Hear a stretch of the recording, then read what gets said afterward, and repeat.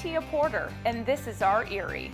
On today's episode, we're stopping by a local nail salon, meeting some adorable furry friends, grabbing a much-needed coffee pick-me-up, and winding down with a bottle of wine. So stick around because all that and more is happening right now on our Erie.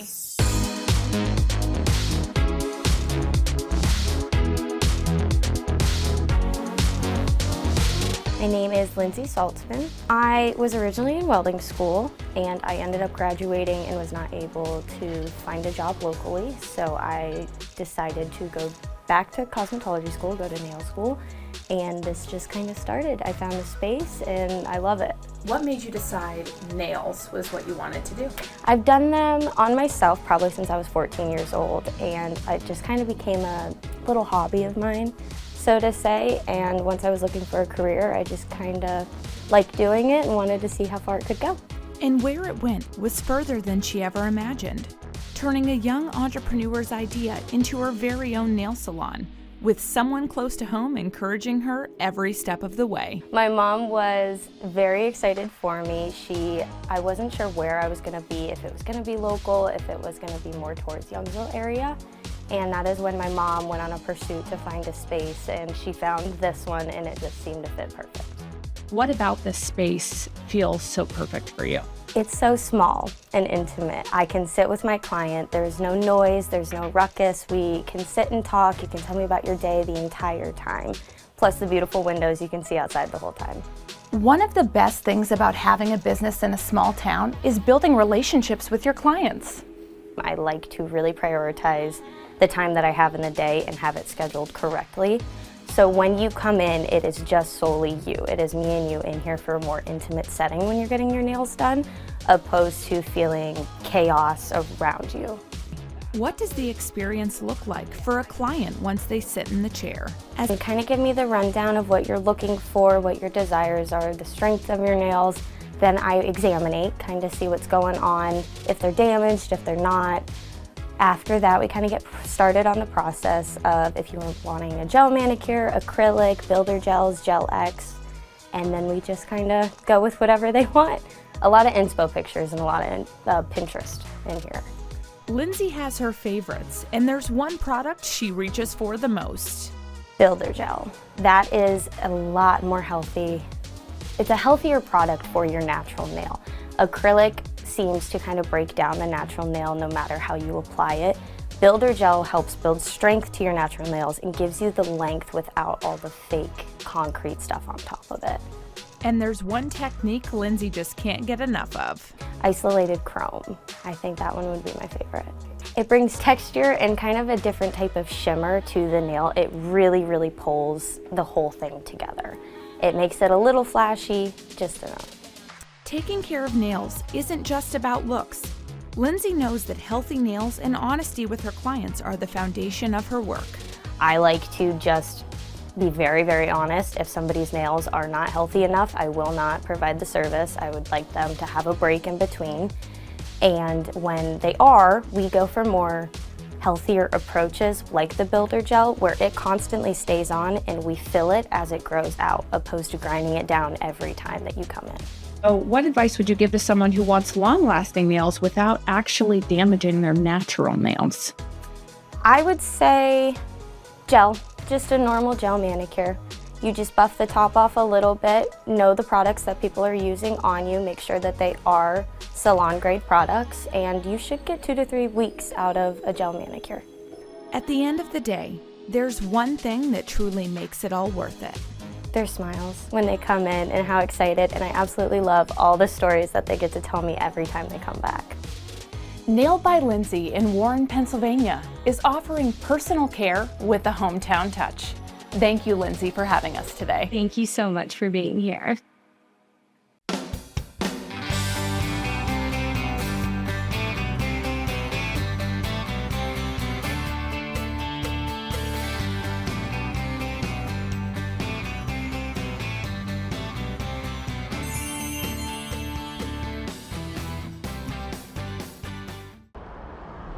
Along the river in Warren, Pennsylvania is Paws Along the River Humane Society, an organization that's been serving the community for many years.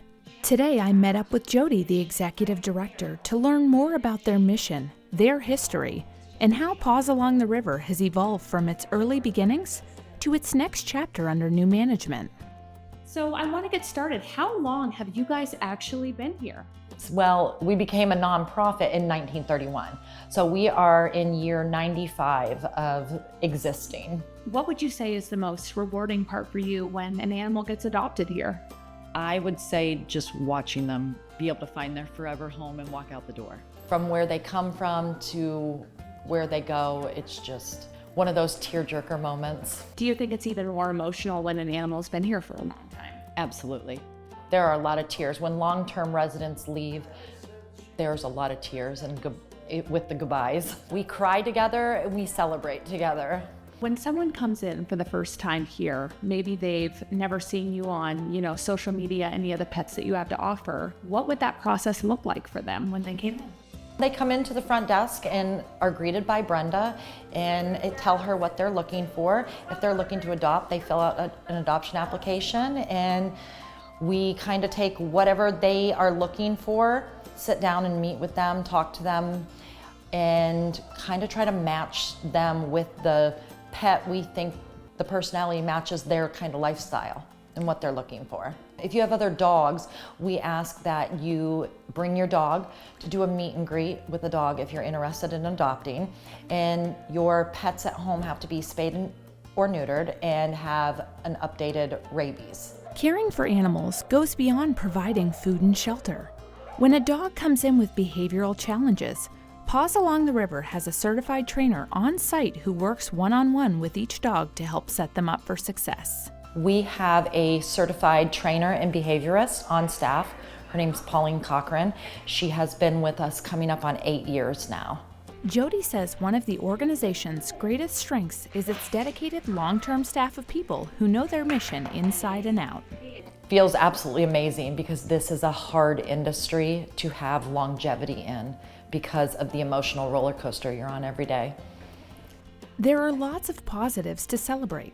The adoption rate is climbing, the community has shown incredible support, and they're continuing to grow and expand. All the positiveness that has happened with us and our community, us growing as an organization, the number of adoptions we're doing, we're just expanding so rapidly and it feels good. Jody and I took a tour of the facility to get a closer look at the space and the work being done here. This is our cage-free cat room. How many cats are in here right now? There's only 2 in here right now. We have a bunch in the back of the shelter. They come to this room once they're spayed and neutered and they're up to date on all their vaccines and they're ready to be adopted. The cats that are in this room are ready to go right out the door.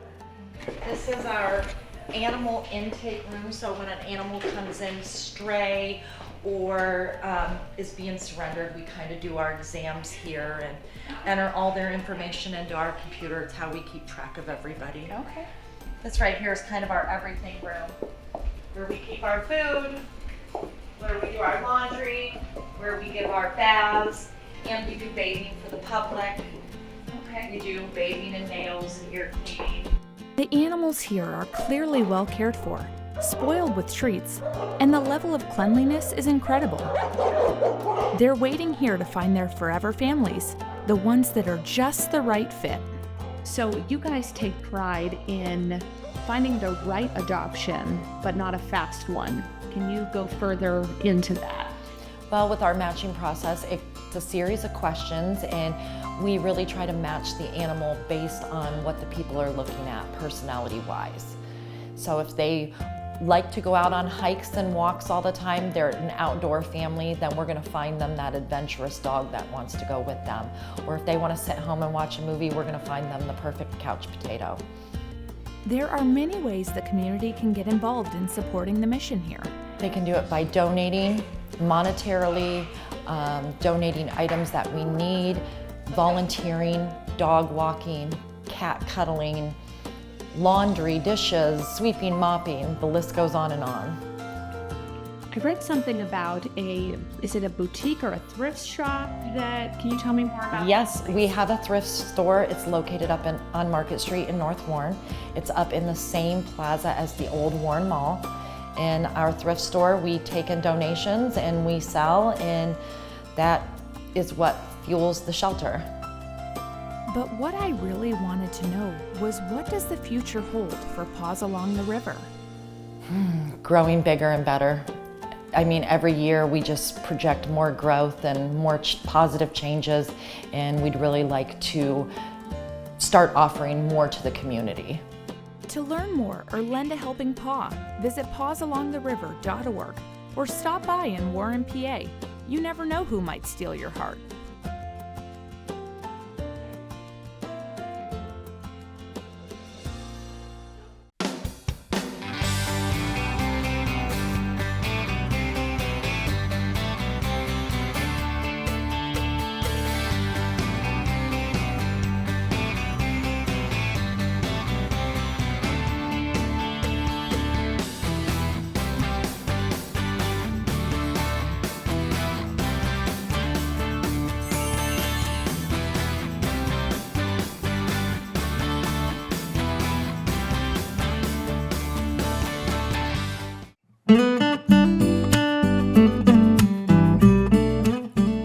Downtown Youngsville, Pennsylvania. If you're looking for a unique coffee experience, come down to Beanbank Enterprises. We're here today with owner Wendy Clausen. Hi. Hi, how are you? Great. So tell me a little bit more about why you opened in the first place.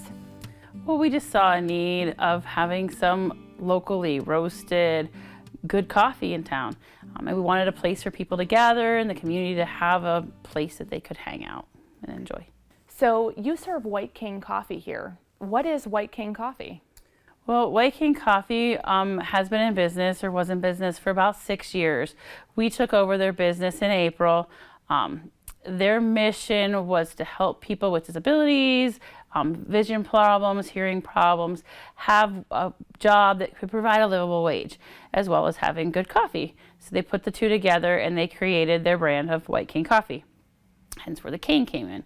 So when they were looking for the next owner, we were kind of looking to take over. You know, it was just, we love coffee, so we just wanted the experience. So, how do you create different drinks that keep people wanting to come back? Research, testers, what we would think we would like, kind of things like that. We have tried to start with some coffee milkshakes, so we're very excited about that. Let's take a look at some of your coffees over here. Can you walk me through how this is set up? So for the flavors, we have each section together. Like, I just found it easier to put K-Cups with the 8-ounce or half-pound bags. We do have cold brew packages for our flavors as well, but we do have it in a different section.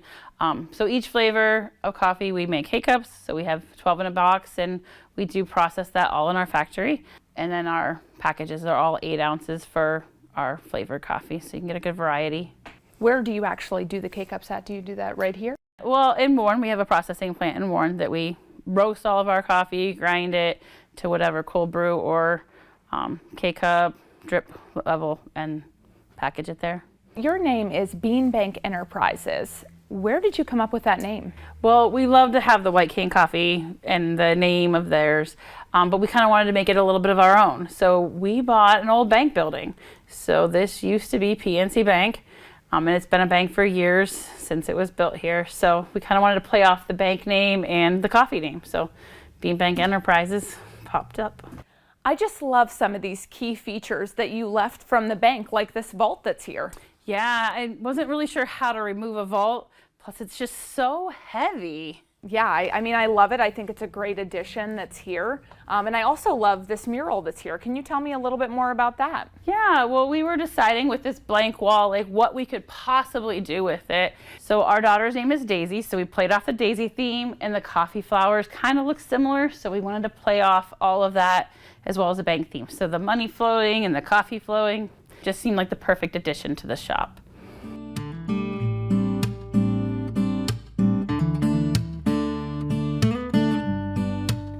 I just love how it looks and feels like a bank still. We're here with co-owner Troy to talk more about some features that are still here. Well, you've seen a lot of the features of the bank already, like the vault, but this is one of the things that we were very creative at how we store some of our triads. These are actually safe deposit boxes that we repurposed into displays. Right here is Dragon's Roast. That is one of White Cane Coffee's best flavors. Yeah, I don't want to brag too much, but I actually roast the coffee myself, so I do take a lot of pride in continuing the brand and the quality of coffee that we provide here at Beanbank Enterprises. What made you want to start roasting coffee in the first place? It was really business. To be honest, you can cut the cost. If you roast your own coffee, you can substantially drop the amount of overhead that it costs. If you're paying somebody else to roast beans, you have to tie that into the price. So it kind of helps keep our coffee affordable. What kind of coffees do you offer here? We offer flavored. We've already covered a flavor, but we have normal roast, regular roast. We have anywhere from the light to the dark.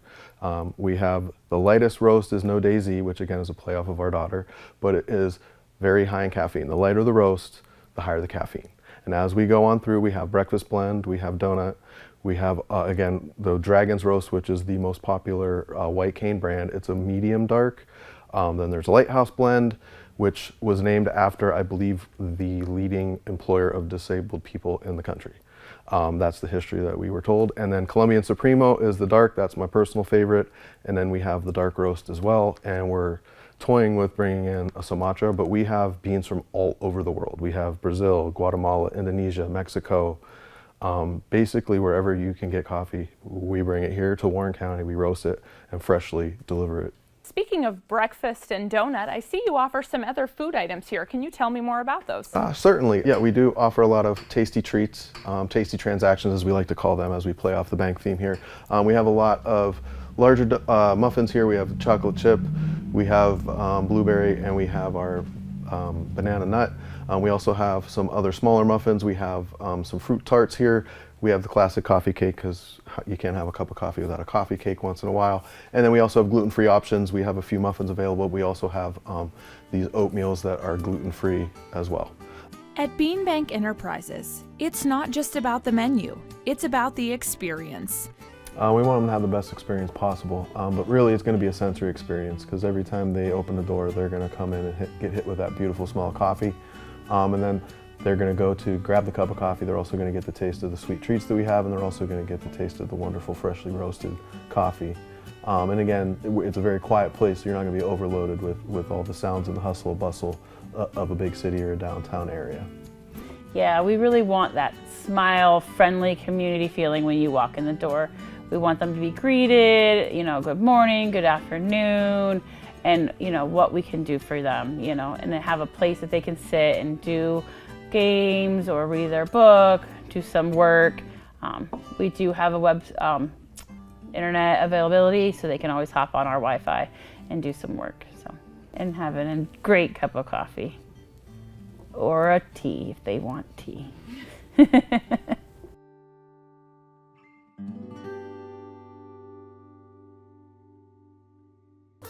Are you looking for something fun to do this winter? Mark your calendar for CRI's first ever Fire and Ice Winter Festival on Saturday, January 31st from 5 to 10. This will be at the Erie Yacht Club right along beautiful Presque Isle Bay. This exciting fundraiser will feature an outside ice bar, a martini luge, DJs and dancing, food samples from local wineries and distilleries, raffles, and to top it all off, fireworks sponsored by Rebich Investments. Get ready for a night of winter fun. Tickets are $40 in advance and $45 at the door. And best of all proceeds support the CRI Center for Independent Living Life Enrichment Program, helping people with disabilities and older adults enjoy meaningful activities, wellness programs, and community connections. It's a great night out for an even greater cause. We'll see you at Fire and Ice. It's that time of week again, where we'll pause, sip, and discover something new. This week, we're at Erie Wine Cellars, where we'll discover our drink of the week. Let's pour something worth savoring. Our Erie's Drink of the Week is sponsored by Beer and Pop Discount Warehouse. The Beer and Pop Discount Warehouse, yeah!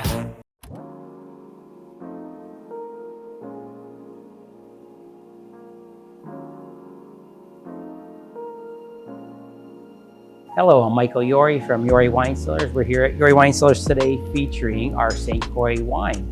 It is a dark purple wine that is about a 1.6 residual sugar, and we actually serve it cold. So it's on that dry spectrum, but we do serve it cold to bring out a lot of the dark berry flavors that we have with it. It pairs well with meats, cheeses, and what we sell a lot of here at Erie is pizza. We do homemade fresh dough pizza, flatbreads, and it does pair well with those also. As we pour it, you can see the dark garnet color that it has.